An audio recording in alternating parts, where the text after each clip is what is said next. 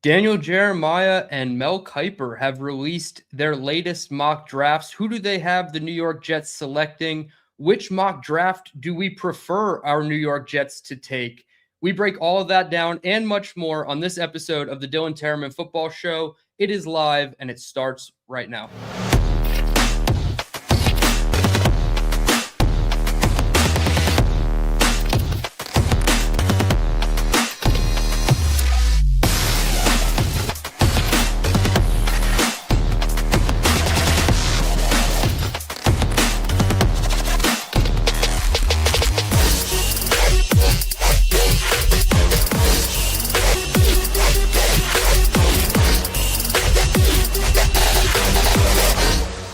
Bring that here, all right? Go out there and press them and choke them out.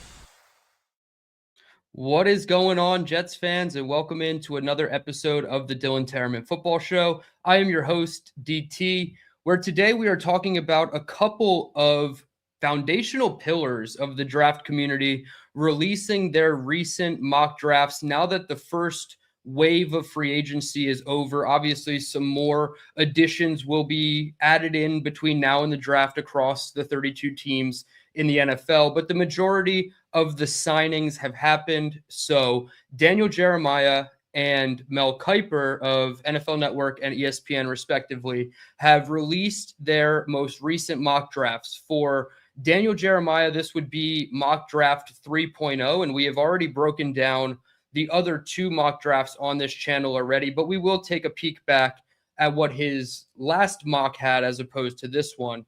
And Mel Kiper, I believe this is either his third or fourth overall mock draft this draft cycle.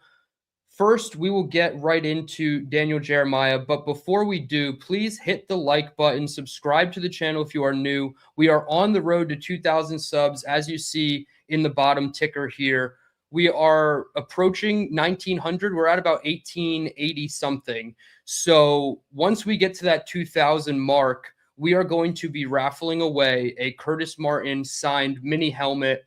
I'm currently bidding on it on eBay. Hopefully by the end of the week, I will have solidified that item and it will be on the way to my house. So once we get to 2,000, the very show after that, we will give away the Curtis Martin helmet. So how that works is any $5 super chat or higher will get you an entry onto the wheel. So 5 is 1, 10 is 2, etc.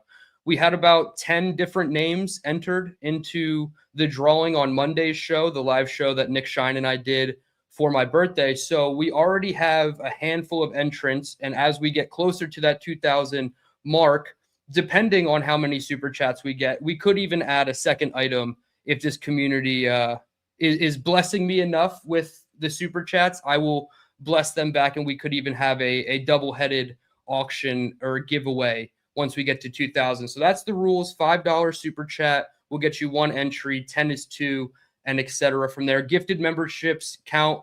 One gifted membership equals one raffle entry, and so on and so forth. You guys know the drill with these giveaways at this point, but for those of you who don't, $5 is the minimum to enter. With that, let's get into Daniel Jeremiah's mock 3.0. And I think we have to peel back the curtain a little bit and go all the way back to February 17th when he released his mock draft 2.0, and he had two completely different names for the New York Jets at 2 and 16. At 2, he had David Bailey, the edge from Texas Tech. And at 16, he had Vangelione, the guard from Penn State. So now, fast forward after free agency has happened, the Jets have made a ton of front seven moves on their defense, right? They add Enagbare, they add Osai, they add Onyemata in the middle, they add Demario Davis on the second level as an off-ball linebacker. A ton of additions to the front seven. So what do they do at 2 overall? According to DJ, they take Arvell Reese, the outside linebacker, edge, hybrid linebacker, whatever you want to call him, out of Ohio State. And this, to me, feels like the most predictive pick. If you want to be correct and get those points in those mock draft challenges that they do as the draft approaches each year, Arvell Reese is probably the easiest pick for the Jets in this spot. Now, you can convince me personally that there's probably about 6 to 8 different names you can consider at 2 overall. We've gone through most of them, the 3 edges, the 2 of the 3 wide receivers, Caleb Downs, Sonny Styles. If you want to say Ty Simpson, there's some people out there. I don't think at 2, but I think there's a realistic, just based on the fact that he's a quarterback, you can add him into the mix. But there's a solid 6 players you can convince me could be the pick at 2. But trying to be correct in your prediction, I think Arvell Reese is the safest play. And DJ says, I go back and forth between Reese and David Bailey, who he took last time.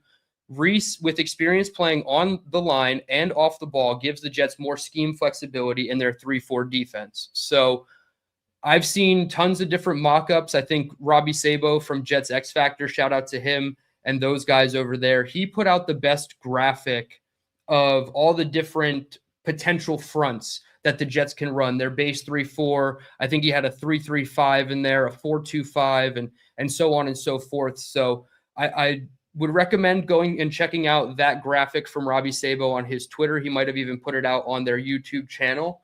But he did a good job of outlining how Arvell Reese could piece into a hybrid front, a 3-4 base, and then you're playing 4-2-5 on third down, and you can keep your newly paid edge rushers in Enagbare and Osai, or Will McDonald, who's probably going to get his 5th-year option picked up, on the field on third down, and then you can still play Arvell Reese off the ball standing next to Demario Davis on third down. So there's definitely a role for Arvell Reese to plug and play immediately for the Jets, and rightfully so. You can say the same thing about David Bailey. My issue with David Bailey is I don't know if he's a 3-down player day one in the NFL, and I don't know if he will ever progress to be a 3-down player in the NFL. I love his explosiveness, his twitchiness, and I love his hand movement, his counters when he gets stalemated at the point of attack in his pass rush.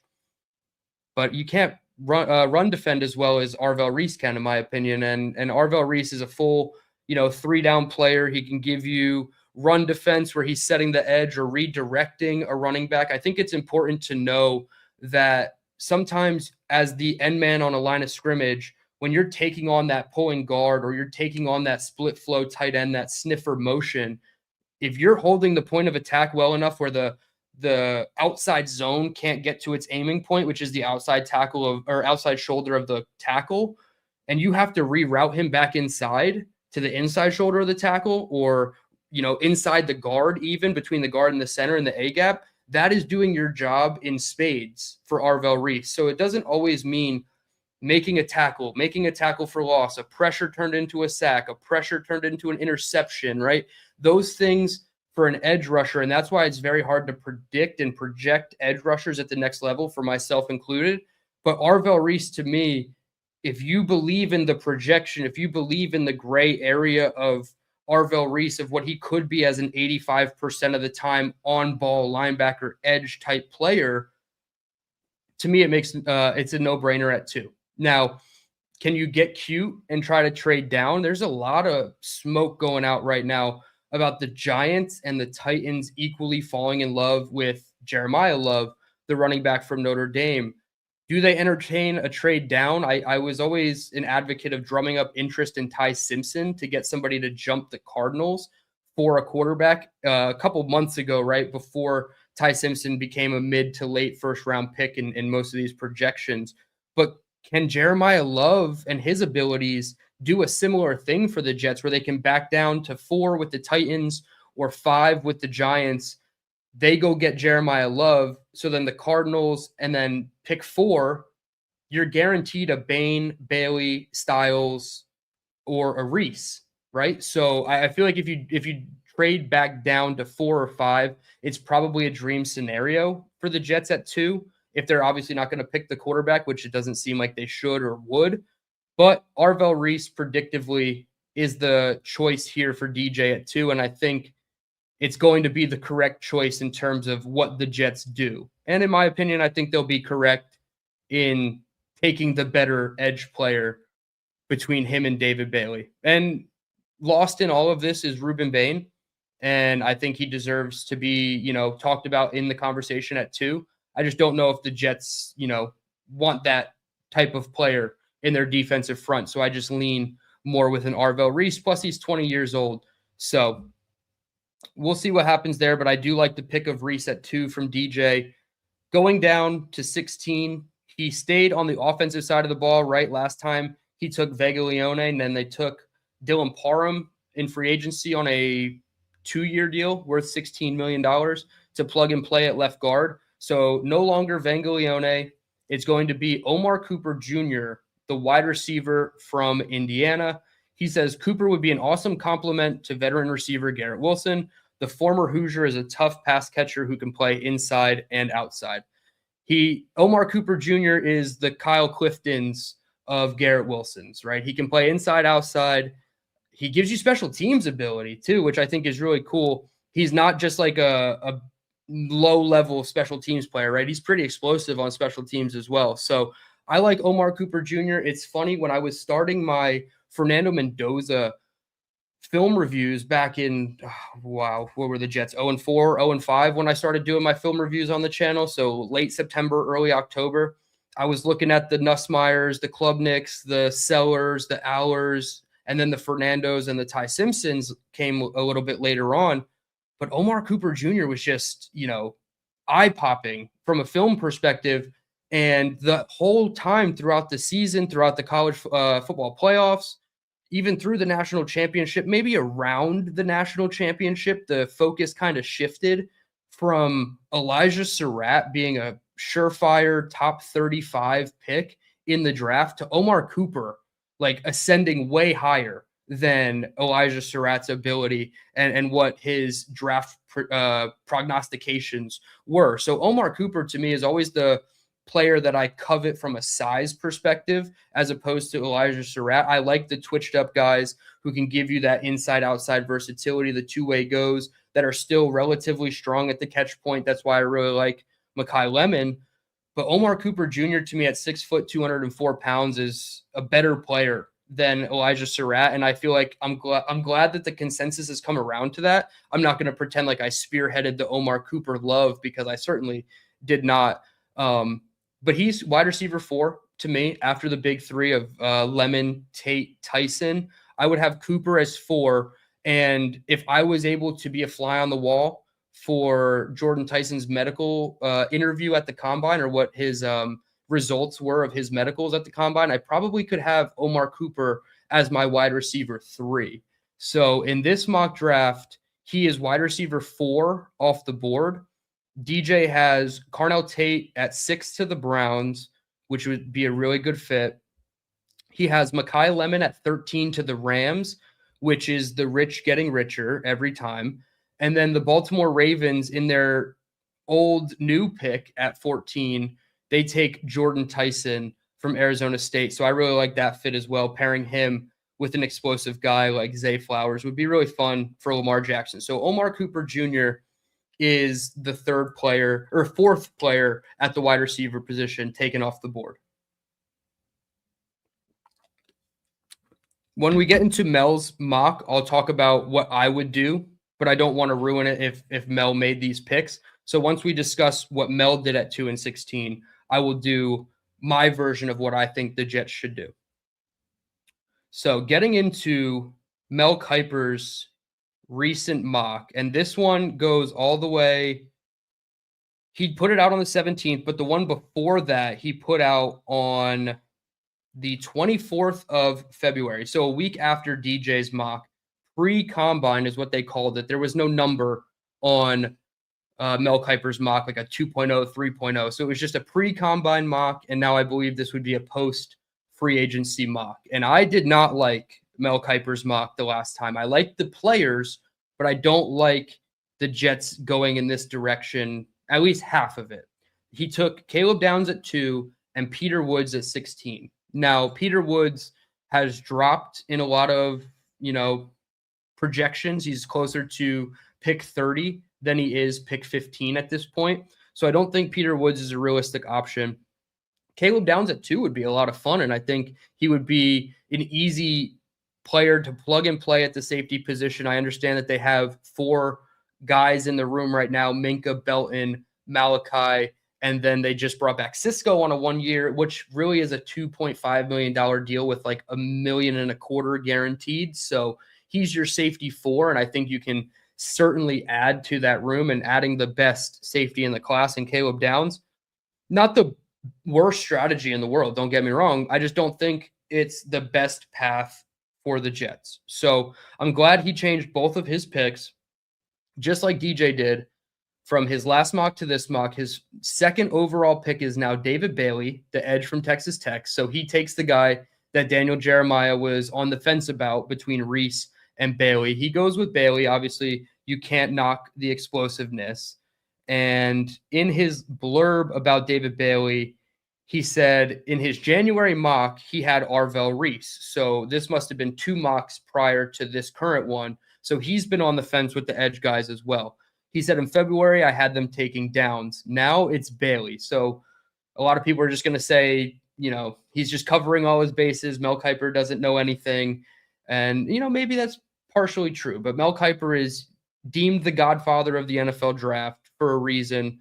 And there's no way I'm sitting here talking to you guys about the NFL draft on this channel if Mel Kiper doesn't exist. So to some degree, we have to give him some credit and respect, even if we don't agree with any of his takes or the picks that he has the Jets taking. So he says, now it's Bailey. These are all good options for a defense that could use a lot of help, but the Jets really need an instant impact edge rusher. They were 31st in sacks last season and traded Jermaine Johnson, further thinning out the unit. They have found foundational players off the edge, or they have to find. And Bailey is explosive and productive, posting 14.5 sacks, 71 pressures, and a 20.2% pressure rate last season. So, like I said, all the things about David Bailey that we discussed with DJ's mock, his explosiveness, his twitchiness, his ability to get after the passer, it's not elite, it's not generational, but in this class, it is damn good. And he is worthy of the number 2 overall pick. I just don't think when you're focused so heavily on stopping the run on defense, David Bailey has to be the pick at number 2. If you're going to rank the 3 edge rushers purely off their run defense efforts and abilities, David Bailey comes in last every time. It doesn't matter who you have at 1 between Reese and Bain. David Bailey is going to come in 3rd. So the Jets really care about stopping the run. Is Bailey a 3-down player like I asked before? I don't know. He's probably a 2-down player, maybe just a 3rd-down situational pass rush type of player. And right now, as the roster is constructed, that's Will McDonald's role. You're going to have Joseph Osai and Kingsley Enagbare on your rundowns, and then Will McDonald is going to come in on your pass situations and potential pass situations, right? Or when you're leading in a football game. Not saying he's only going to come in those situations, but majority of the time, if they're going to stop the run, you're probably going to see Osai and Enagbare or one of those 2 guys, and then whoever they take at 2, whether it's Arvell Reese. And you don't want it to be David Bailey, in my opinion. Like, you're at a liability. Teams are going to run right at you just like they would with a Will McDonald. So I don't hate the pick. I can understand it if they go Bailey. I just don't think philosophically what the Jets have showed us about how they want to build out this roster, that David Bailey should be the pick at number 2. Now, if you trade down and we do the, flip with Tennessee or New York for them to come up and get Jeremiah Love, and then Reese and Styles are gone, and then you have your pick in between Bain and Bailey, you can kind of convince me. I just, I would have a real hard time, watching David Bailey get knocked off the ball on 1st and 2nd down, and then the running back just running right through his gap that he has now vacated because a tackle is just bouncing him out of the club. So it sounds like I hate David Bailey, and I don't. I don't think he should be the pick at 2 for the Jets. I took him last night in our mock draft. Fun little exercise. Me, BJF, Dom C, and Nick Shine. I had the Commanders at 7, and I took David Bailey, and I felt really good about it because their opposite pass rushers to him are Kayla Von Chason and Odafe Owe, who they signed in free agency, right? They have guys, and they need that situational pass rusher. Now, the Jets already have that situational pass rusher. Go get an Arvell Reese who can do more things for you right away. Now, at number 16 overall, And this is where the boos probably enter the chat, and that's fine. Ty Simpson, number 16, quarterback out of Alabama. He says the Jets don't have to draft a quarterback here. They traded for Geno as a bridge. They have 3 first-rounders next year when the quarterback class should be a lot better. This is a good range for Simpson. Only 15 career starts, but throws with accuracy, processes quickly, and moves well in the pocket. Threw 28 touchdown passes in 2025 and is a first-round QB in my book. Simply put, the New York Jets have to take some swings to figure out the long-term solution. Under center, I could see the Jets drafting Simpson and letting him learn and develop behind Smith before he moves into the starter role. So you guys know my thoughts at this point on Ty Simpson, right? If you're new to the channel, I would take Ty Simpson at 16. I think there is a world where the Jets could convince me that they need to trade up to 12 to take Ty Simpson in front of the Los Angeles Rams. I don't think they will do that because I don't think the Rams are actually going to take Ty Simpson. But I am of the belief that if you think he's a top half of the league passer in his first 3 seasons before you have to decide his 5th-year option, you take him and you don't look back, right? There's not much that's standing in your way of taking a quarterback in 2027 if he doesn't work out. You can flip him for a 3rd-round pick, and you just cut the losses. You pay him a good amount of money because it's probably a fully guaranteed contract to a quarterback. I just don't think, I don't know, there's nothing prohibiting them from doing it in 2027 if it sort of works with Ty Simpson, especially if the season as a whole doesn't go the way that we want it to. We win 4 or 5 games. We're picking 5th in the draft, and we have 2 other first-round picks possibly in the top 20 from Dallas or Green Bay and the Colts, and they cut ties with Aaron Glenn and Darren Muji, and they say, hey, we're going to go a whole new way. We have a top 5 pick and a loaded quarterback class. Let's just wipe the slate clean, GM, head coach, quarterback, all on the same timeline. They tried to do that with the hiring of Muji and Glenn together, bringing in Justin Fields as your potential bridge, but they tried to sync up the timelines. You can do that. Take a quarterback next year, whoever it is. I'm not going to say Arch Manning every single time, but whoever that quarterback is, and you can recoup a 3rd-round pick for Ty Simpson. So I think the issue I have with the Jets and Ty Simpson is if they go Omar Cooper Jr., right, wide receiver 4 off the board instead of Ty Simpson, how good does Omar Cooper Jr. have to be versus how bad does Ty Simpson have to be for us to say that's a good pick? If Ty Simpson is 15th in the league, 18th in the league in his first year, and Omar Cooper Jr. is not a top 15 wide receiver, I think the choice was pretty obvious. You got to take Ty Simpson. The value of quarterback and the potential of him being league average in his first year, I think you have to take the chance on Ty Simpson. Now, do I think the Jets should start Ty Simpson week 1? No. Let Geno Smith get you hopefully to like 3-4, right, through 7 weeks of the season. You figure out you're probably not going to be complete sellers at the deadline. You don't really have many pieces to sell anyway, but you're probably not going to be a seller at the deadline if you're 3-4. Can we trade for somebody, right? Is there a wide receiver on a team we have not talked about where halfway through the season is not getting the looks on their current team and they want to trade him at the deadline? So that's the issue I have with the Jets not taking Ty Simpson is even the fans that don't want Ty Simpson, if he is okay in year 1 and our rookie that we take over him is not contending for a Pro Bowl, right? Like how good does the prospect we take have to be to mitigate the, oh, well, look how good Ty Simpson is? And I know we'll just do the easiest thing of, well, that's that situation with that team. It would have never worked with Ty Simpson over here with the Jets, but we love to play that hypothetical game. I just don't understand. Like, that's the disconnect for me.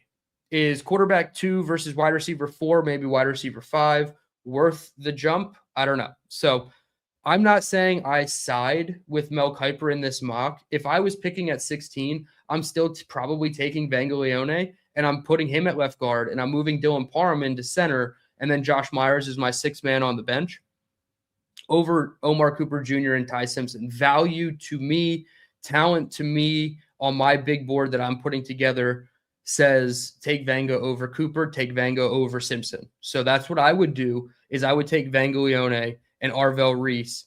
And quite frankly, that's been like my most popular mock that I've been doing on the channel. It feels like it's the easiest one in terms of I like the fits of plug and play starter week one on both sides of the ball in the trenches. The only hiccup I have is I don't think Vanga makes it to 16 now. So if I had to decide between Omar Cooper Jr. and Ty Simpson, I would be torn, right? I would have to see what the quarterback 2 plan is. And I would have to see, I mean, obviously, if the Jets don't like Ty Simpson, why would I advocate for them to take Ty Simpson, right? So it all depends on how the Jets feel about him. But I would take, in this situation, I would lean Omar Cooper Jr.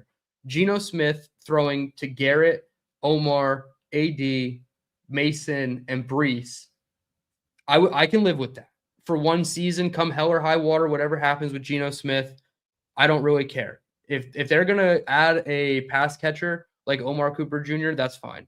I think it's pretty close, though. And that's kind of the line that they have to draw, right? You stack a big board vertically, but then you have your horizontal board, which is like, okay, if safety 2 is off the board and we're fighting over safety 3 versus wide receiver 2, how do we have them stacked up now, right? Because all of that comes into play. So, and quarterback has to be part of the conversation. So I would take Omar Cooper Jr. over Ty Simpson. So I'm siding with DJ at 16, and I'm siding with DJ at number 2 over Mel Kiper. So for all of those poo-pooing Mel Kiper, I have just poo-pooed Mel Kiper with you. And I would take DJ's mock 9 times out of 10. I really could go either way with the Ty Simpson pick. Like if it was Arvel Reese and Ty Simpson, okay, I'm fine with that. If it was David Bailey and Omar Cooper, I probably wouldn't be okay with that. So it's a little bit of both, but I certainly side with DJ at 2 over Mel. With that, I will turn it over to you guys in the chat. 123 of you guys in the room. Thank you all so much. Hit the like button, subscribe to the channel. We have 2 super chats to get to. And I think Cisco wishes he could have this $10 back. He says, thank God DT doesn't have to DoorDash anymore. And then he went on to poo-poo my whole Ty Simpson take in real time. So Cisco, thank you so much for the $10 super chat. I am adding you into the raffle for 2 for the Curtis Martin mini helmet. I am so happy I don't have to DoorDash anymore. I'll be honest with you. It was short-lived. I think I did it like 4 or 5. I wouldn't even call them shifts. 4 or 5 times I did some dashing.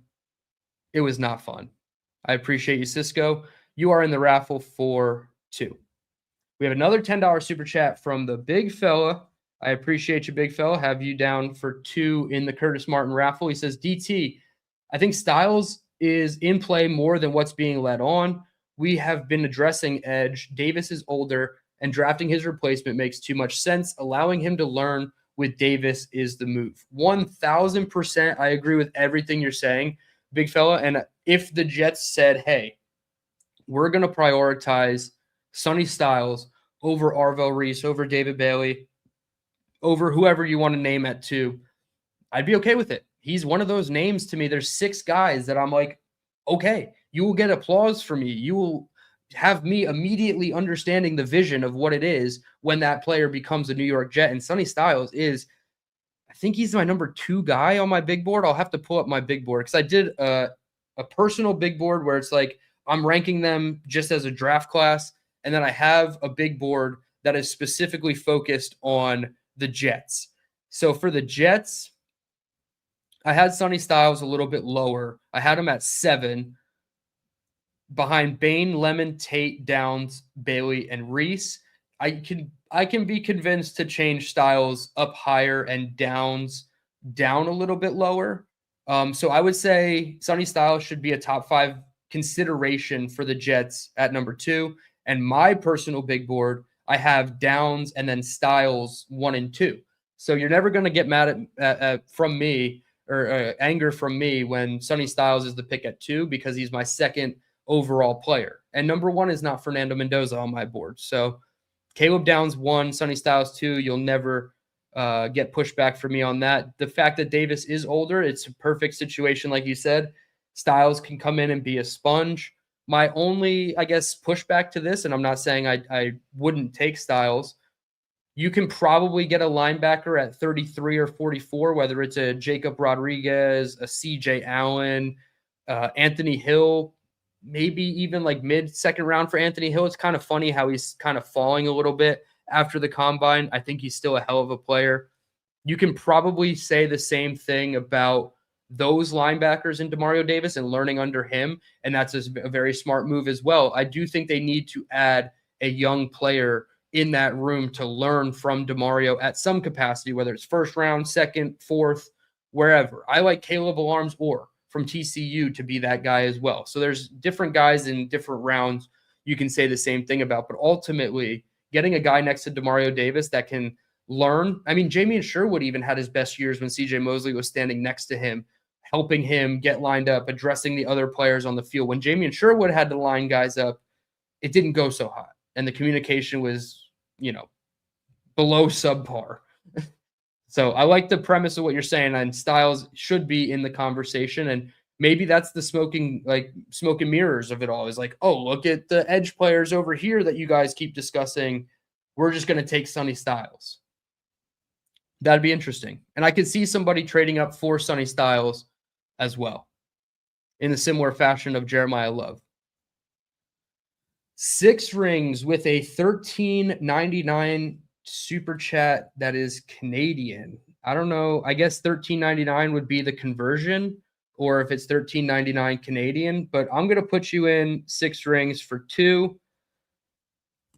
Quite honestly, I don't hope that you lose, but I hope somebody else wins, because I don't want to go through the headache of having to find a Patriots item for you. But you do say some nice things here. You said, hope your birthday was great. I think it will be Arvell Reese at 2. Ooh, Boston at 16. Okay, that's a different one. Not a new name completely, but new on this show. Who do you think New England takes at 31? Hope your year's full of health and success. Well, now I hope you win a little bit, 6 rings. But I think at 31, I'm trying to remember who I took last night in our mock draft at 31.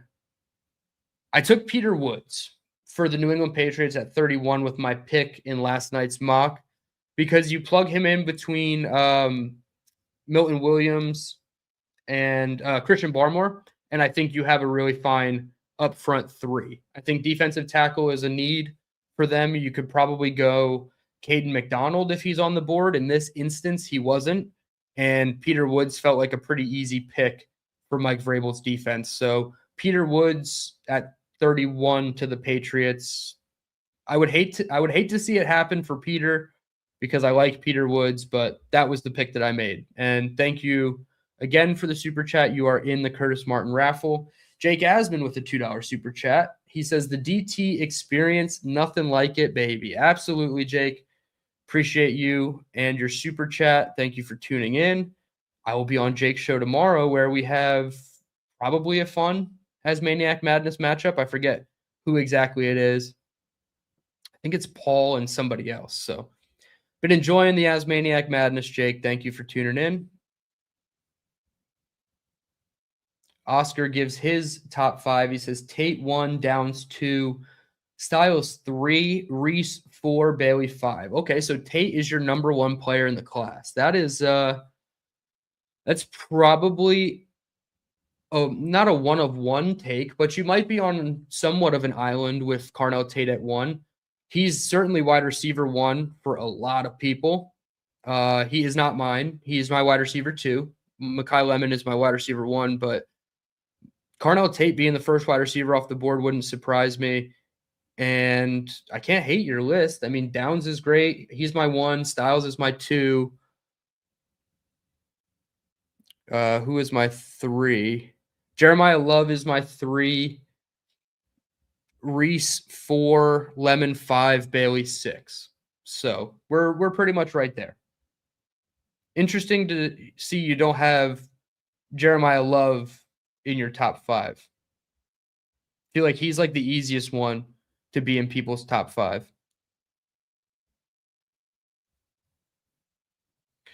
Charleston Jetsrube, it was on Monday, but I appreciate the belated wishes. Yeah, 31 turned on Monday, and I had to sit in Newark Airport for 3.5, 4 hours. Oh, I saw love from Cisco still. I appreciate you, man. Tank for Ty says, I am indeed the future All-Pro Ty Simpson. I'm glad you didn't say Pro Bowler, because anybody can be a Pro Bowler. You got to have a certain level of chops to make it as an All-Pro. That would be, see, like that's the thing. If Ty Simpson became an All-Pro for a non-New York Jet football team, whoo, man, that would be bad. I can see it now. We will all be cursing into our microphones, cursing at our webcams if Ty Simpson is an All-Pro for someone else, like the Minnesota Vikings at 18. Like, we would hate it. Cisco says, hey, what did you do in New Jersey for fun? Well, it depends on what time of year. I'm a big golfer, so I would just golf pretty much from now until I've golfed in November in New Jersey. You get that rare 50-degree day and you want to go out when there's no wind in November. But I would say golf first and foremost in New Jersey. Honestly, when I was living in New Jersey, I worked so much and it just consumed too much of my time that I was never really able to do much fun stuff. Honestly, a lot of times just hanging out with my dogs. That's where I spent most of my time, walking them, taking them to the park, just being outside with the dogs. Don't even have to be doing anything, just being outside, which is why I enjoy being down here, because I can be outside 10 months of the year in a t-shirt. Or if you're Charleston Jetsrube, you're probably wearing nothing for 10 months of the year in South Carolina. Speaking of, he says, nothing like spending your birthday in Newark Airport. You're an animal. Wife says, howdy, DT. Shout out to you and your wife. It was not a fun time in Newark Airport waiting for a Spirit flight. Oh, man. And then the pilot wasn't great either. And your flight is bad when like 15 people clap when you land because they were nervous that you weren't going to land it. Like when you hit the landing gear, you usually just go back to front. This guy did like right tire, left tire, front tire, and like did like a wobbly down descent, and it was not enjoyable. So the combination of Newark Airport ending up on a Spirit flight, not much, man. Yo Holmes says golf season, turkey season, trout season, mushroom season, all at the same time. Coincidence? I think not. No, I mean you got a point there. You got a point there, Holmes. Appreciate you, bro. Bill M, how many jet fuels on your birthday, DT? Zero. Although I contemplated it sitting in Newark Airport, having a $15 rum and coke or however much it was going to cost me. Instead, I opted for the $22 smash burger meal, which probably not the best choice either.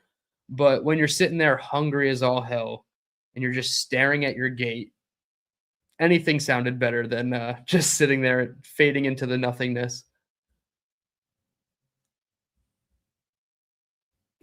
Austin, what's up, man? I appreciate you, and shout out to Austin for sending me I think it's Smash Bay hoodie. Can't wait to show that off on the pod. He says Muji flies Spirit, he's straight savage. Well, according to the person who caught Aaron Glenn flying back from Cabo, he's American economy something plus, whatever they call it. Extra leg room plus for AG. Which is funny because AG's shorter than me. Yo, Holmes. Yeah, it was rough. And I mean, it's not, it is what it is. Like, I don't know if they're the worst out there, but I prefer United or American for sure. Like, I couldn't even bring a person. All I got was a personal item. I couldn't bring a carry-on. So dumb. Yeah, $75 for a carry-on. Get out of here. So I had to shove 3.5 days worth of things into a backpack. Jets Rube says DT is not a big drinker, but he can smoke and debate with the best of them. Yeah, and Rube can attest to this. He saw me during my jet fuel consumption and then the day after my jet fuel consumption while we were all melting in Tampa Stadium in week 3. I'm not a big drinker, but I certainly can hang in there and smoke. I'll smoke until my eyes close at this point, but I'm not drinking. You guys got me to drink. Yeah, Pagan already got me to drink in Tampa, and we'll just say it ended just how it probably should have. I was consuming green drinks, and then green drinks exited the same way.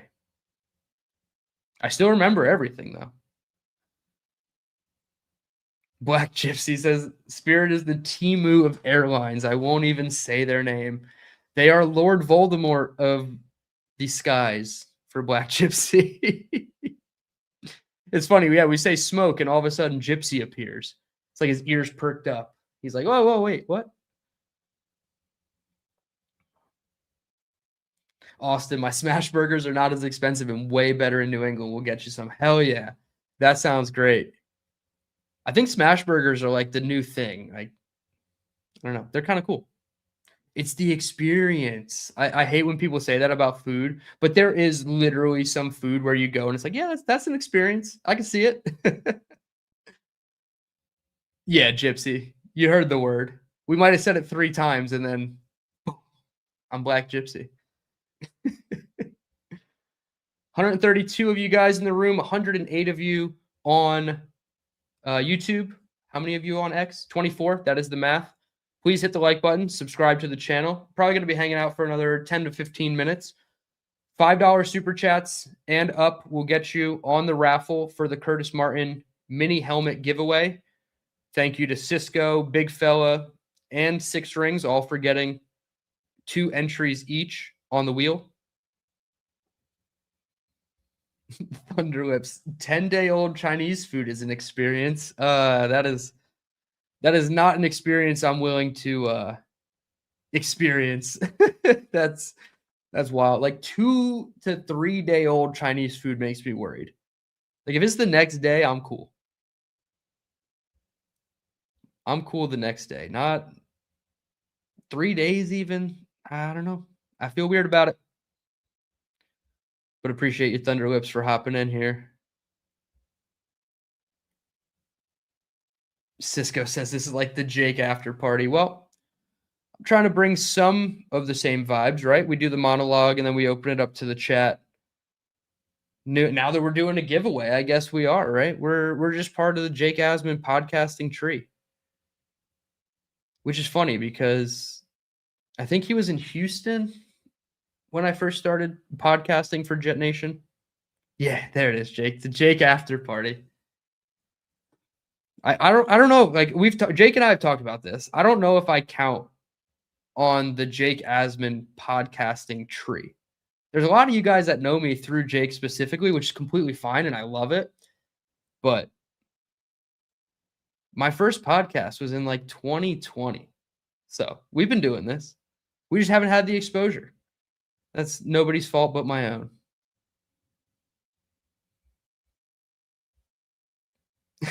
Philly Noodles, I appreciate you, cuz though he says Mel Kiper's last mock can eat shit.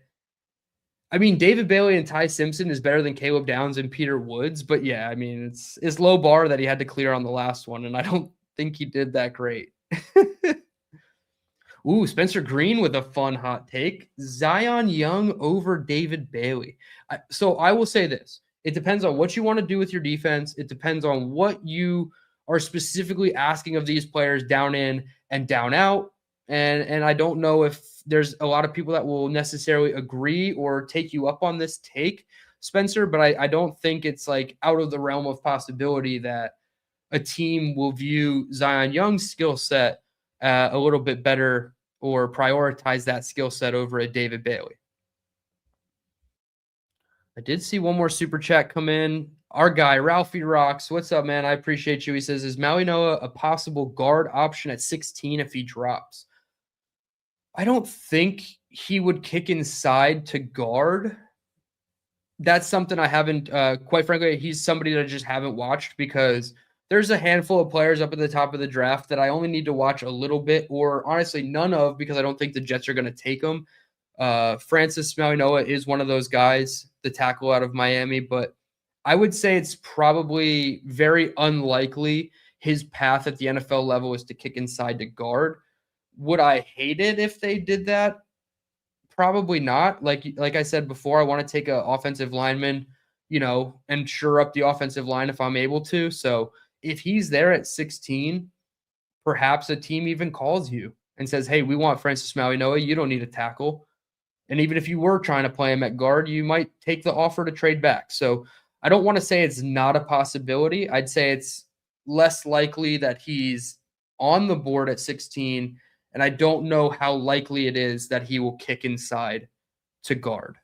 But regardless, Ralphie, I appreciate you, and I have you down for one entry in the Curtis Martin raffle. Thank you so much. I appreciate everybody. Super chats, like I said, $5 and up will get you on the wheel. $5 is one entry, $10 is two entries, and so on. Gifted memberships, 1 for 1. Philly Noodle says, is anyone else as concerned as I am that Miami now may be looking into drafting Lemon at 11? There's plenty of teams that can and should and possibly will draft a quarterback or a wide receiver rather at in front of the Jets at 16. I could see, let's go 4 with the Titans. They could take a wide receiver. I know they signed a couple, like they signed Wandale, but I still think they could go wide receiver. Giants could consider wide receiver at 5, Browns at 6, Saints at 8, Chiefs at 9, Dolphins at 11, Rams at 13, Ravens at 14, Bucks at 15. There are probably 9 of the first 15 picks. You can make a case that wide receiver should or could be one of those picks. Which is, again, why I brought up the situation before. If you're choosing between wide receiver 5, Denzel Boston, let's just use his name, Cooper, Tyson, Tate, Lemon, all gone, is that when you consider taking a Ty Simpson? Where does the value line stop? Is it wide receiver 7? Is it wide receiver 11? Is it wide receiver 3? Like, where does that line stop? Where the position no longer must be wide receiver at 16. So, yeah, I think there's a strong case for Miami to take one at 11. Now, I would think they should take a cornerback, help out Jeff Halfley, their defensive-minded head coach. Mansour Delane was my pick last night for them at 11 because I don't think Storm Duck or Darrell Baker Jr. are full-time starters on the boundary at an NFL level. So, Megan Hardy, 12 hours a day of Jets shit isn't enough. Well, we are New York Jets fans, and we're built for this shit. Don't get it twisted. Don't get it twisted, Artie. I'm actually very grateful that all of you guys are still in here. I don't know how you could possibly consume 4+, 5+ hours of Jake and then come in here and have enough energy for me. So I appreciate it. Not saying anything bad about Jake. I'm just saying you guys and your endurance for consuming Jets content is impeccable. I turn it off after a couple hours. I got to limit myself.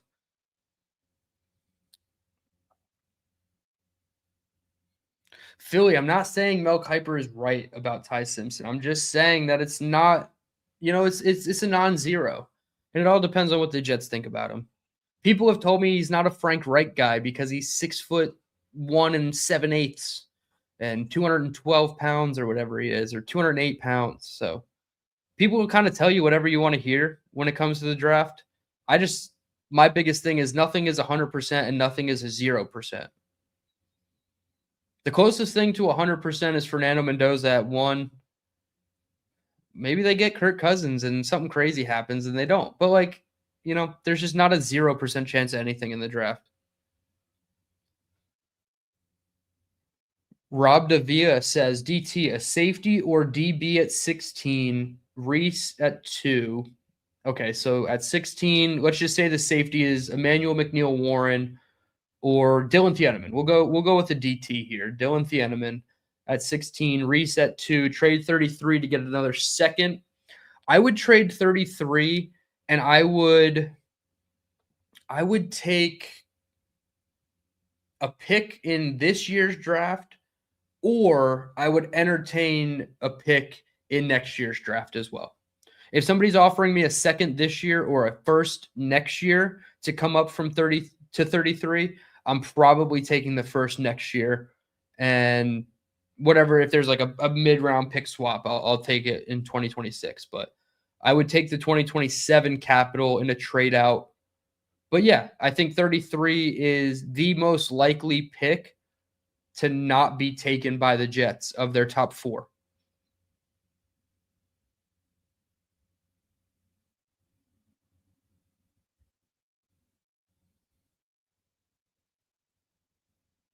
Gary King, you will not. I promise you that. We have a better chance of talking about Mike Francesa than you have of a beast appearance on this channel. What do you think the D stands for, Bill? Delusional. I'm right there with you, man. We're Jets fans. We're crazy. Like Fireman Ed said, Jets fans get a little crazy. We do. And this is the time to be crazy. The team is improving. There's no games going on to make us mad. We'll see. Pat Rich, I have no idea. I don't handle Jake's social media. Hopefully, Beast didn't pull a gun on stream again. Sometimes Jake has to unlist it to edit out things that go wrong.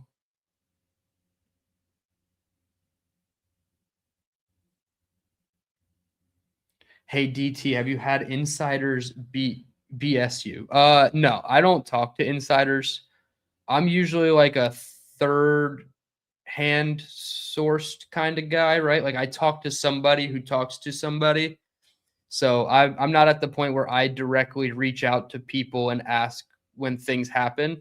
Now I'll have conversations with people, privately or publicly, on social media and whatnot. And I have contacts and that I'm not that sounds so stupid. I have people that I respect in the football business that would have answers. I just choose not to ask them all the time, right? Like I'm not going to reach out to somebody and ask a question every time a little thing happens with the Jets.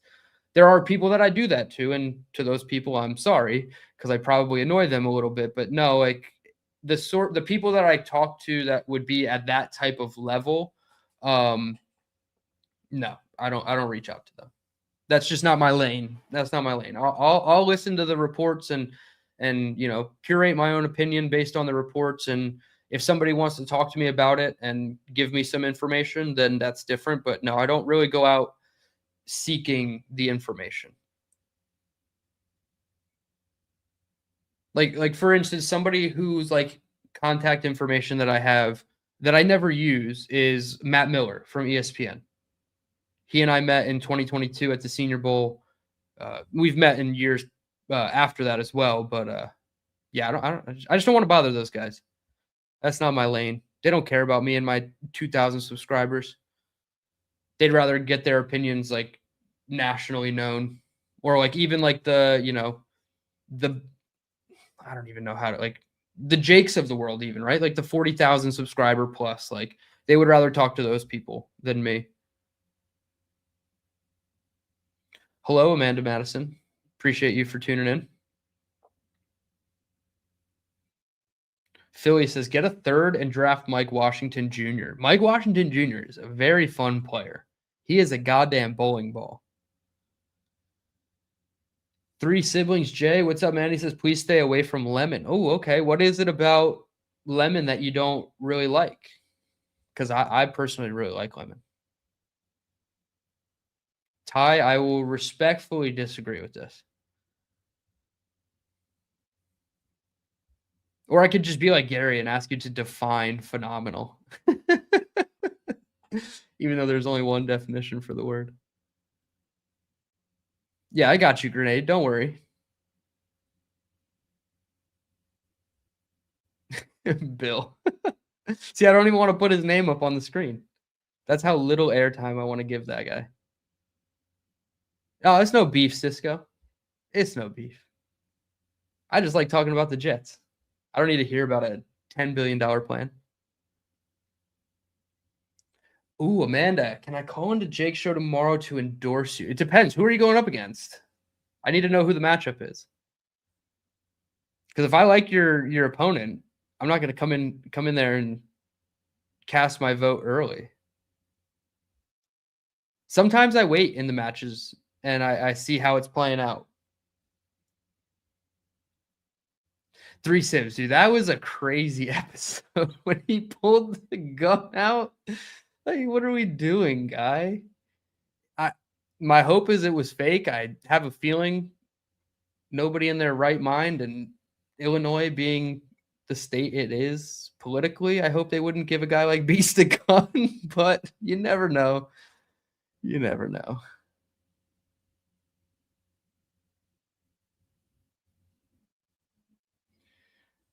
That's interesting, Ty.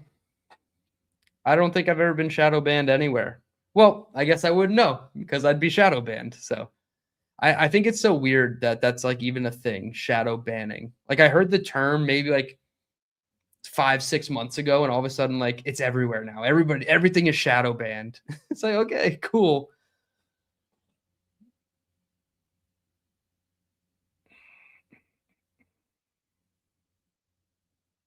Yeah, Bill, that's me. I got people. Dylan Gambino. I feel like Dylan is like the least Italian name too. Let's see what else we got.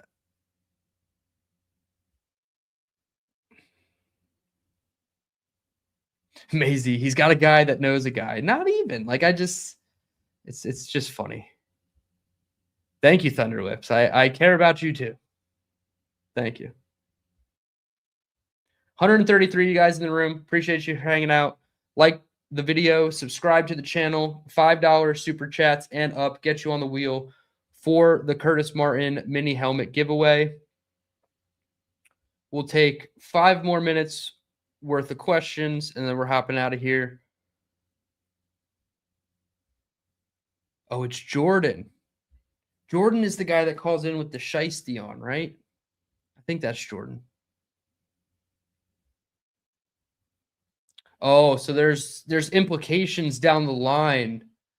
If we get Amanda further in the bracket, she might have to go up against Gary. That's interesting. That's interesting. Billy says terrified. That's a good one. Cisco, it was Beast. Beast pulled the gun. Oh, it was awful. It was a Thursday episode. That's all I know. I think it was the one where like Bobby Beasley returned or something. I don't know. There was tears, and then there was a gun, and then Jake pulled the show. Yeah, Billy. All right, we'll break into some football news for the last couple minutes. Andy Dalton traded to the Philadelphia Eagles for a future 7th round pick. Thought the Jets were going to be in on the Andy Dalton sweepstakes or whatever you want to call it as their quarterback 2 behind Geno. It really feels like it could be Tyrod Taylor. It feels like it could be Will Levis. I hate to say that. It doesn't seem like it's going to be Carson Wentz, but his name is, still floating out there.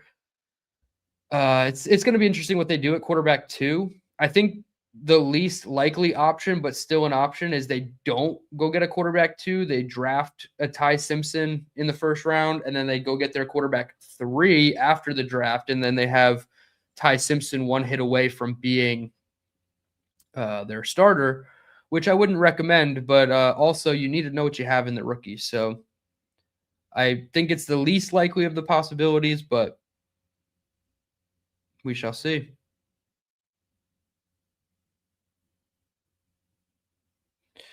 Ralphie, yes. I mean, in one essence, he thinks he's pulling out guns, and then in the other essence, he actually is pulling out a gun. So I'll take I'll say pulling out the gun is worse. Plus, it put our boy Jake in some jeopardy. Philly, no. Brady Cook doesn't make it. Billy Zappi makes it as quarterback 4 over Brady Cook any day. I think Brady Cook should be a practice squad guy, but I'm good on that one. And I remember my video I put out when they announced him as the starter. I was ready to watch Brady Cook, and Brady just got cooked every single week. I mean, the man didn't step on the field without a 7-point deficit, sometimes a 14-point deficit. So can't really do much there, but it's tough. Amanda, I am also scarred from that. That was horrifying. And no, I don't think I'm going to be going to Pittsburgh. So I move on, I guess technically the last day in this apartment is the 10th. So between April 1st and April 10th, I'm going to be moving. A lot of money, a lot of things tied up in moving my apartment. So taking a trip up to New Jersey and then going up to Pittsburgh, probably not in the cards. I could just, skip the middleman of New Jersey and go straight to Pittsburgh, but I don't know. I want to make it to a draft. Pittsburgh would have been cool. But no, I don't think I am as of yet. Now, if something could happen, I could win the lottery. I don't play it, but something, I could win it, and maybe I'll find myself in Pittsburgh. But as of today, I'd probably say no. Cisco, I would have taken me too. The lefty, the southpaw, man. Put me in, coach. I'm ready to throw picks and get concussed. It's about the 2 things I'd probably do in the NFL at an elite level is throw interceptions and suffer concussions.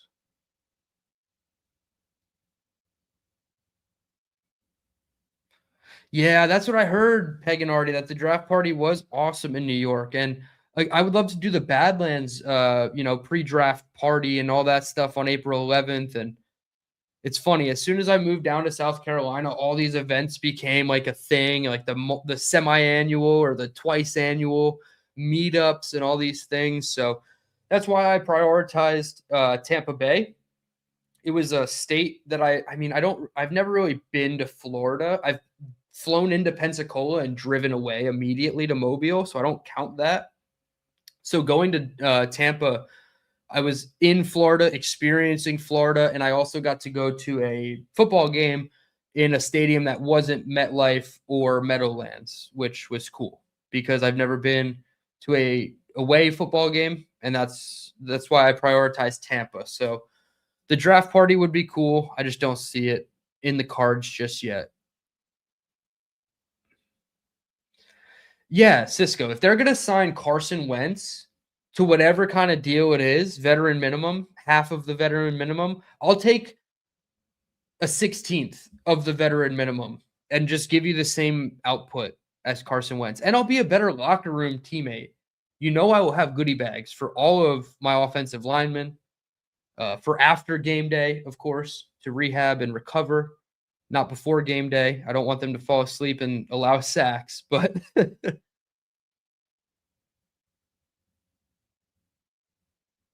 yeah, Amanda, that sounds like so much fun. I'd love to do it. That's even harder on the 11th because my last day here is the 10th. So that whole weekend I'm going to be moving, unfortunately. Injury prone, CTE prone. Yeah, for sure. For sure. My skull is not built to sustain linebacker contact for sure. If a 300-pound lineman fell on me, I mean, I'd probably hurt something else. But I'm not like an injury-prone person. I'm just worried about my head. That's it. All right. With that, 123 of you in the room, I really appreciate everybody for tuning in. Hit the like button, subscribe if you are new to the channel. We will be continuing our raffle giveaway up until we hit the 2,000 subscriber threshold. So you got a couple more live shows to go. We are approaching 1,900. And like I said at the top, if we get a ton of entries with the super chats and gifted memberships, we will likely and probably going to add a second prize of equal value to the Curtis Martin helmet, because I'm not just going to sit here and take all the money. I want to give it back to you guys. The whole point of the raffle is to celebrate the community that we've made here together. So thank you all so much for tuning in. I will be back later this week or as news breaks for the New York Jets. DT signing out saying, let's go Jets.